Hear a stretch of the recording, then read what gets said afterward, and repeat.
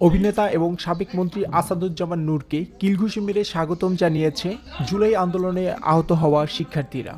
জানা যায়, বঙ্গবন্ধু শেখ মুজিব মেডিকেল বিশ্ববিদ্যালয় হাসপাতালে চিকিৎসা নিতে গিয়ে জুলাই আন্দোলনে আহত শিক্ষার্থীদের রোষানলে পড়েন সাবেক মন্ত্রী আসাদুজ্জামান নূর এবং সাবেক প্রধানমন্ত্রী শেখ হাসিনার রাজনৈতিক উপদেষ্টা এইচ.টি. ইমামের ছেলে তানভীর ইমামও ওই সময় উপস্থিত ছিলেন। তিনিও উত্তম মাধ্যমের ভাগিদার হন। এভাবেই ছাত্র জনতা তাদের উত্তম মাধ্যম নিয়ে হাসপাতাল ছাড়া করে।